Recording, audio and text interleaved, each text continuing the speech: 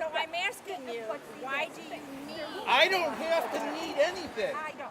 For decades, the Pioneer Valley Sportsmen's Association has held their shows here without protest.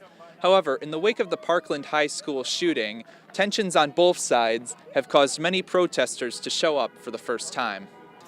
We're here because we want to say enough is enough with all these mass shootings. We're out here in support of our Second Amendment rights and freedoms. As with most protests, emotions ran high given what the protesters felt was at stake. Now, I'm homeschooled, so I don't have to worry about school shootings, but I'm going to college very soon, and I think it's, to be quite honest, insane that I would have to worry about gun violence. But there's nothing to be scared of. I mean, weapons in the wrong hands are used wrongly. And you know, if you look at the Second Amendment, it's for a moral society. And if you look at what's going on right now, we are not in a moral society. The presence of protesters did not stop the show. While we were unable to bring our cameras inside, we did get to walk the show floor and report on what we saw. Through these doors, you'll find all types of sportsman's equipment: hunting gear, camping gear, fishing gear. But one thing you won't find is an AR-15, which at the request of the DuPage County Fairgrounds is not being sold at today's show. I know the fairgrounds will say they canceled it due to their thoughts and prayers for Parkland, but I'm pretty sure if there was no protest scheduled here, they still would have done it because nobody would have known. They have every right to deny service and deny what they think will cause an uproar. Was it the right decision? Probably not. I think it's kind of a knee-jerk reaction, just basically what everyone else is doing right now. In the end, the PVSA reported that the event had record attendance, thanks in part to media publicity from the protests. They expect another large crowd for their April show, which will continue the prohibition on AR-15s and bump stocks. Reporting for Courier TV, this was Nick Petrillo.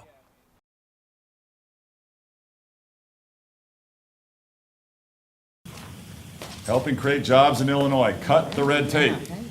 After 4 rocky years as governor, Bruce Rauner has drawn several Democratic opponents for the November election, but first he has to make it through the Republican primary.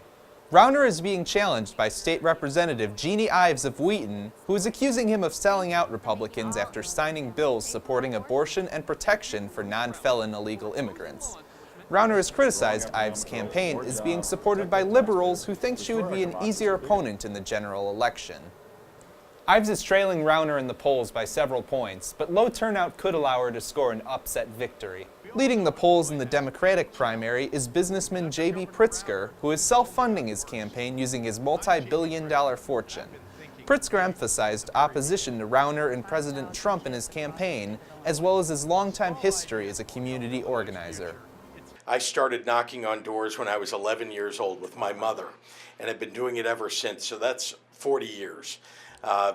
There is nothing like knocking on a door, talking to somebody and convincing them, and then doing the ±0 so that they'll get out to vote on Election Day. Also running is businessman Chris Kennedy. If elected, Chris, the son of Robert Kennedy, would be the first member of the Kennedy family to serve as the state's governor. Everybody wants an America that was like the one for the Kennedys, where they could arrive here as an immigrant family and rise from rags to riches, where we're the country of unlimited freedom. If we don't return that, if we don't restore that, the anger and the rage in this country will continue. Polling about even with Kennedy is State Senator Daniel Biss. Biss is running a grassroots campaign emphasizing his middle-class background, progressive values, and government reform.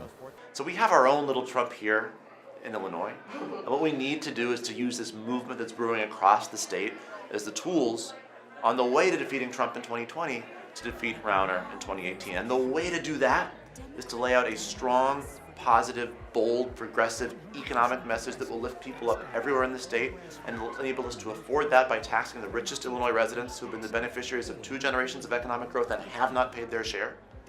And then around that agenda, we build a grassroots army to win elections and to carry that message. Although Rauner and Pritzker are likely to win their primaries, it's still a close enough race in both contests to make it anyone's game. Reporting for Courier TV, this is Nick Petrillo.